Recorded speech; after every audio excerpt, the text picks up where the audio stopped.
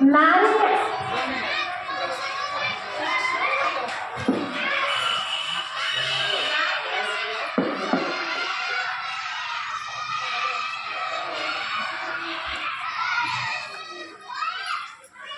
नर ऐसी करनी करे जो श्री नारायण पद पाए, नारी ऐसी करनी करे जो श्री लक्ष्मी पद पाए।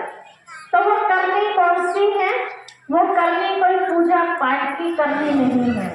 जैसे आपका बच्चा कुछ बनना चाहता है या आप स्वयं कुछ बनना चाहते हैं, समझो एक अच्छा डॉक्टर बनना चाहते हैं, आप अपने घर में एक अच्छे फेमस डॉक्टर की तस्वीर रख ले, उनके नाम के व्रत रख लो, उनके फोटो के आगे धूप बत्ती अगरबत्ती जला के रोज उनकी महिमा की आरती करने लगो।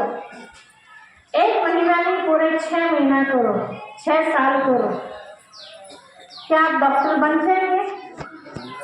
नहीं बनेंगे। क्यों क्यों नहीं बनेंगे? हाँ जी, क्यों नहीं बनेंगे? क्योंकि पढ़ाई नहीं पढ़ी। आपको डॉक्टर बनने के लिए डॉक्टर की मूर्ति की पूजा की आवश्यकता नहीं, बल्कि आवश्यकता किसकी है? डॉक्टर ने जो मेहनत की, वो मेहनत अगर हम भी करेंगे तो हम भी डॉक्टर बन जाएंगे। ऐसे ही आज हम सब मंदिरों में जाते हैं या अपने घर में मंदिर में हम तस्वीरें रखते हैं देवी देवताओं की, उनसे रोज प्रार्थना करते हैं कि मेरे जीवन में सुख शांति आ जाए, मेरे घर का कलह कलेश खत्म हो जाए, है ना, मेरे बच्चे विद्वान बन जाए। रोज हम प्रार्थना करें और ऐसा जीवन में लाने के लिए कुछ और काम ना करें, तो प्रार्थना से काम चल जाएगा? नहीं चलेगा ना। तो यहाँ जो आपको पढ़ाई जाएगी, ऐसा बनने की पढ़ाई जाएगी, वो ऐसे कौन से कर्म थे जो श्री लक्ष्मी और श्री नारायण जैसा हम अपने जीवन को बना सकते हैं। तो मैं आपको कहानी सुनाने वाली थी। एक गांव में एक किसान भाई थे, बहुत एक तरह से कहें नास्तिक प्रवृत्ति के थे, कभी पूजा पाठ को, कभी सत्संग की बातों को ना मानने वाले। लेकिन उनके घर में जो गृहिणी थी वो बहुत ज्यादा धर्म की बातों में विश्वास किया करती थी। जहाँ भी पता चलता अपना जल्दी जल्दी काम खत्म करके वहां पहुंचती। तो किसान भाई से भी उनकी यही प्रार्थना होती थी, बच्चों के पिताजी थोड़ा सा आप भी कर लिया करो, ये तो यहाँ कर रहे हैं, यहीं पर छोड़ के चले जाएंगे, कितनी धन संपत्ति कुछ भी कर लो, वो साथ जाने वाला नहीं है। बेचारी बहुत मेहनत करती थी समझाने के लिए। एक दिन उनको समझ में आ गई ये बात। किसको? किसान भाई को। किसान भाई ने कहा ठीक है भगवान, तुम रोज मेरे पीछे पड़ती हो, मेरे काम खा लेती हो, तुम ऐसा करो जल्दी से भोजन की तैयारी करो और मैं इतने गुरुजी के पास होके आता हूँ। तो पास में कुटिया थी, वहाँ एक संत महात्मा जी रहते थे। वहाँ वो पहुँचे तो संत महात्मा जी की जब तक तपस्या ही चल रही थी, सवेरे सवेरे का टाइम था। वहाँ पहुँचे, बहुत जल्दी में थे। जो संत महात्मा जी को बोला, उनका ध्यान भी भंग करा दिया कि जल्दी से मुझे कोई ऐसा मंत्र दे दो जिससे मुझे भगवान की प्राप्ति हो जाए। अब जल्दी में क्या मंत्र दिया जाए? तो मंत्र तो बहुत सारे हैं ना। तो महात्मा जी को समझ में नहीं आना था, बैठो तो सही। मैं कहा बैठने का टाइम मेरे पास नहीं है, देना हो तो जल्दी नहीं तो जानते हो मैं कौन हूँ? कई आप जानते हैं गाँव में थोड़े से अक्षर की मांग के होते हैं। और संत महात्मा जी ने कहा ये तो मामला बड़ा गड़बड़ है। कहा अच्छा ठीक है, देता हूँ तुम्हें मंत्र। तो कहा आप दिन भर जब तक भगवान की प्राप्ति आपको ना हो तो एक मंत्र रखते रहना। तो मंत्र का नाम है संकट मोचन। संकट मोचन, संकट मोचन करते रहना। बोला ठीक है, भगवान की प्राप्ति हो जाएगी। अब उसके मन में तो गुरु जी ने तो पीछे छुड़ाया, क्या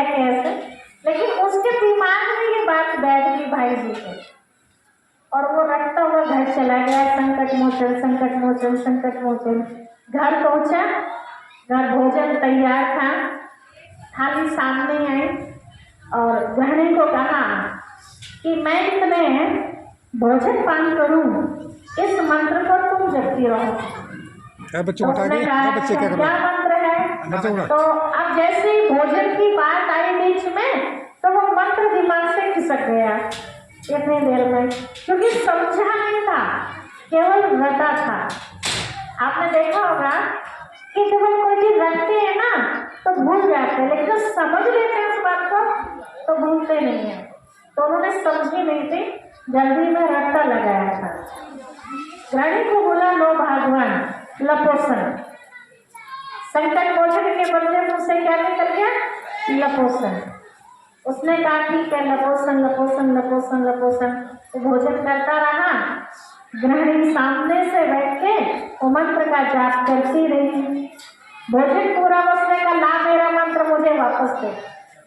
उसने कहा लो लपोसन, मंत्र वापस आ गया। अब लपोसन लपोसन करते करते बेचारे किसान भाई जी खेत में पहुंच गए। भगवान की प्राप्ति करनी थी, क्योंकि रोज इस बात को सुनते थे वो कि भगवान मिल जाएगा। करते करते दोपहर हो गई, धूप बड़ी कड़ाके की, खेत में हल चला रहे। एक बार कहे टिक टिक बिर बिर और एक बार कहे लपोसन, ये दोनों ही काम जरूरी थे। तो देखा, बताते हैं कहानी में ऐसा कि भगवान को जिस रूप में आप याद करो, जिस भाव से आप याद करो, भगवान उसी रूप में प्रकट होते हैं, जैसे आपकी भावना। तो शंकर पार्वती जी ऊपर से ये सीन देख रहे थे। पार्वती जी बहुत दयालु, उस किसान भाई को धूप में पसीने में हालत खराब देखते हुए शंकर जी से प्रार्थना की, स्वामी जी आपको क्या इस किसान के ऊपर तरस नहीं आ रहा है? कितना आपको याद कर रहा है, आप इसको दर्शन नहीं दे सकते क्या? तो शंकर जी ने मुस्कुराते हुए कहा, पार्वती देखो, मैं लपोसन तो हूँ नहीं जो इनको दर्शन दूंगा, मैं तो संकट मोचन हूँ, जो लपोसन होगा वो इनको दर्शन दे देगा। पार्वती जी ने कहा नहीं स्वामी, ऐसा नहीं है, भले इसके मुंह से लपोसन निकल रहा है, लेकिन भाव तो आपके लिए है ना।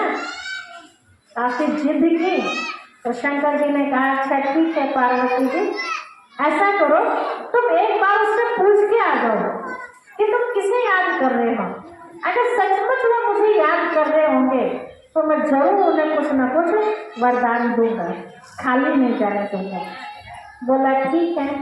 पार्वती मैया वेश बदल करके खेत में उतर गई, साधारण रूप धारण करके, और किसान भाई को पूछा कि भैया तुम इतनी मेहनत कर रहे हो, तुम आखिर किसे याद कर रहे हो?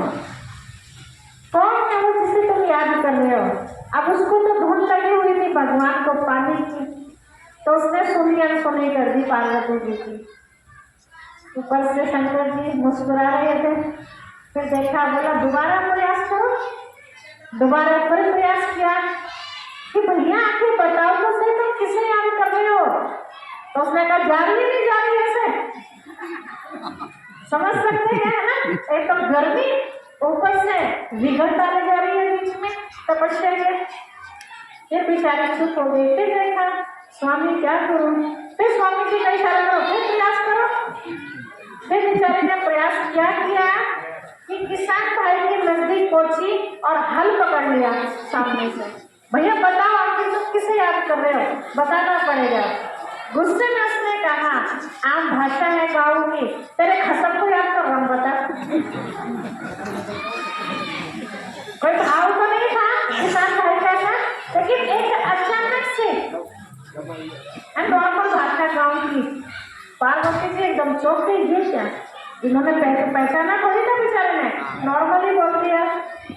पीछे हटी और प्रभु के पास पहुंची, कहा देखा स्वामी आपको याद कर रहे हो ना, तो चलिए आप। भगवान जी को आना पड़ा आपके। आए दोनों अपने असली रूप में नीचे खेत पर। किसान जी चौंक गए, देखते ये क्या। प्रभु ने कहा आपने इतनी भक्ति की है, आपके भक्ति का फल देने का समय आ गया है। बहुत जल्दी प्रसन्न हो गए समय से दोपहर तक ही। अब किसान जी देख करके हाथ बढ़ा करके बोले प्रभु यहाँ कैसे, आप मेरे घर तक तो चलिए कम से कम। तो कहते हैं कि जब भगवान को प्रसन्न कर लेते हैं तो भगवान जी भक्त के वश में हो जाते हैं। जैसा भक्त कहता है वैसे भगवान को मानना पड़ता है। तो कहा ठीक है भाई घर चलते हैं। घर लेकर के आए तो बाहर बैठक बनी हुई थी, तो बैठक में बैठा दिया और कहा प्रभु मैं अभी आया। तो अंदर गृहिणी थी, गृहिणी को बताया कि अरे सचमुच प्रभु हमारे घर पे आ गए हैं, जाओ तुम इतने कुछ बात करो, प्रभु से मांग लो, मैं हाथ पाँव धुला करके आता हूँ। आई बहन जी अंदर से बाहर देखा सचमुच प्रभु बैठे हुए हैं। प्रभु ने देखते ही कहा आओ बच्ची मांगो, क्या मांगना है तुम्हें, कौन सा वरदान चाहिए। अब उसको बेचारे को कुछ समझ में नहीं आया, जल्दी में क्या वरदान मांगो। आज की दुनिया में देखा गया है जब तब बहनों की शिकायत रहती है कि भगवान जी मुझे आप कुछ मत दो, बस खूबसूरत बना दो, है ना। ब्यूटी पार्लर भी चल रहे हैं ना जगह जगह, कुछ हो ना हो खूबसूरती जरूर चाहिए। आजकल दुनिया में दिखावा भी यही चल रहा है। किसी कन्या को पसंद भी करने जाते हैं बहू के रूप में तो क्या देखते हैं, अंदर चाहे कितना भी कबाड़ा भर रहा हो, कुछ भी ना, पानी पिलाना तक ना आता हो किसी को, लेकिन बाहर ही खूबसूरती चाहिए। तो उसने भी क्या मांगा, प्रभु मुझे इतना सुंदर बना दो, इतना सुंदर बना दो कि दुनिया में कोई हो ही ना। भगवान जी ने कहा था बन गई इतनी सुंदर, साइड में खड़े हो गए इतने किसान भाई भी आ गए। अब देखा अचानक से ये कौन, अब पत्नी तो वहाँ थी नहीं क्योंकि रूप चेंज हो गया। इतना उसका विचार ही चल रहा था किसान भाई का, ये क्या बन गई, पता नहीं मन में क्या क्या आने लगा, नेगेटिविटी। प्रभु ने कहा जल्दी मांगो, तुम्हें क्या वरदान मांगना है। उसको भी कुछ समझ में नहीं आया, पत्नी हाथ से निकल गई है, इतनी खूबसूरत पत्नी कौन छोड़ेगा उसको वहां, ऐसे से ख्याल आने लगे। तो कहा उसने प्रभु आप इसको सूर्य बना दो। भगवान जी ने कहा उसको, वो भी वरदान पूरा हो गया। और एक छोटा सा बच्चा था 7-8 साल का, स्कूल से आने का टाइम हो रहा था, बच्चा स्कूल से आया, बैठक से एंट्री होनी थी, वहाँ देखा प्रभु बैठे हुए हैं, ये सूर्य है मेरे पापा जी, ये क्या। तो सोच ही रहा था ये मेरी माँ सूर्य तो नहीं बनेगी, मुझे खाना कौन देगा, ऐसे उसका आ रहा था मन में। तुरंत प्रभु ने उसको भी टोक दिया, बालक तुम भी मांगो, तुम्हें क्या मांगना है। तो बच्चे ने हाथ जोड़ के प्रभु से कहा हे प्रभु मेरी माँ जैसी थी उसको ऐसा ही बना दो। तो भगवान जी ने कहा बता, उसका भी वरदान पूरा हो गया, प्रभु जी चले गए। आपने देखा कि तपस्या भी करी, इतनी मेहनत, वरदान लेने का टाइम भी आ गया, लेकिन वरदान लिया तो कैसा लिया, जो किसी काम का न रहा। तो कहीं हमारे साथ भी ऐसा ना हो जाए, जिस भगवान के लिए हम सब इंतजार कर रहे थे कि हे प्रभु जब आप आओगे तो आप जैसा कहोगे वैसा ही हम करेंगे, जो आप खिलाओगे, जो आप पहनाओगे, जो भी आप कहोगे ऐसा ही सब कुछ होगा। तो वो समय इंतजार का पूरा हो चुका है, वो पिता प्रभु सृष्टि पर आ चुके हैं हम सबकी भक्ति का फल देने के लिए। तो कहीं ऐसा ना हो जाए कि भक्ति का फल देने के लिए वो आए और आप भक्ति का फल लेने के लिए आगे गए, कहीं पर ऐसा ही मत मांग लेना कि कहीं जैसे थे वैसे के वैसे ही रह जाओ। इस 7 दिनों के अंदर आपको भक्ति का फल मिलने वाला है। भक्ति का फल है ज्ञान, ज्ञान अर्थात समझ, हर चीज की समझ, कैसा खाना है, कैसा बोलना है, कैसा पहनना है, कैसा व्यवहार करना है, हर चीज की समझ जब हमारे पास आ जाती है तो हमारा जीवन अच्छाइयों से भरपूर, बुराइयों से दूर खुशहाल बन जाता है। तो सभी चाहते हैं ना ऐसा खुशहाल जीवन, हाथ खड़ा करें तो चाहते हैं। तो इसके लिए जो भी बातें यहाँ सुनाई जाए तो वो ध्यानपूर्वक सुनी जाए। एक छोटी सी कहानी सुना के लास्ट करती हूँ। एक बुजुर्ग माता थी, उसने भी बहुत भक्ति की और भक्ति करने पर भगवान जी प्रसन्न हो गए। भगवान जी ने कहा, माता मांगो, तुम्हें क्या वरदान चाहिए? तो माता ने कहा, मैं घर में एक नहीं हूँ, हम 3 हैं घर में, मैं पहले उनसे भी सलाह ले लूँ, उसके बाद प्रभु मैं आपसे मांगूंगी। तो भगवान जी ने इतना टाइम दे दिया। तो माता ने पहले अपनी बहू से पूछा कि बहू, भगवान मेरी भक्ति से प्रसन्न हो गए हैं, बता क्या मांगना चाहिए? हमारे घर में ऐसा क्या हो जो भगवान दे दे और हम सब सुखी हो जाए। तो उनके घर में पोता नहीं था। तो बहू ने कहा, अरे माँ, तेरे पोता नहीं है तो पोता मांग ले भगवान से। उसने कहा अच्छा। चक्कर क्या था, वो माता नेत्रहीन थी, दिखाई नहीं देता था माता को। तो माता के मन में एक संकल्प विचार आया कि देखो मेरी बहू भी कितनी स्वार्थी है, एक बार भी ये नहीं कहा कि माँ तू अपनी आंखें मांग ले, क्योंकि आंखें हैं तो सब कुछ है और आंखें नहीं है तो कुछ भी नहीं है। तो कहा अच्छा ठीक है। शाम को बेटा आया घर पे अपने काम से निमट के, बेटे से पूछा, बेटा ऐसी ऐसी बात है, क्या मांगू भगवान से? बेटे ने कहा, माँ मुझे बहुत मेहनत करनी पड़ती है कमाने के लिए, है ना, खर्चा पानी कितने मुश्किल से चलता है, तो ऐसे कर भगवान से ढेर सारा धन मांग ले कि हमें कभी कमाना ही ना पड़े। बेटे ने धन मांग लिया। तो माँ के मन में ख्याल आया कि बेटा भी कितना स्वार्थी है, एक बार भी ये नहीं कहा कि माँ तो अपनी आंखें मांग ले। वरदान एक ही बार मिलता है ना। बेचारे सोच में पड़ गए। अगले दिन फिर प्रभु जी आए कि बताओ कौन सा वरदान चाहिए? तो बड़े सोच समझ के माता ने वरदान मांगा, हे प्रभु, मैं चाहती हूँ अपनी आंखों से अपने पोते को सोने की चम्मच से दूध पीता देखना चाहती हूँ। समझ में आया क्या मांगा? मैं अपनी आंखों से अपने पोते को सोने की चम्मच से दूध पीना देखना चाहती हूँ। तो एक ही वरदान में 3 वरदान आ गए। भाई आंखें होंगी तो पोते को देखेगी ना, और पोता भी मांग लिया, है ना। अब पोते काफी नहीं तो सोने की चम्मच से कब पिएगा बच्चा दूध? जब घर में पूरा धन होगा, संपत्ति होगी, तभी तो सोने की चम्मच से दूध पिएगा।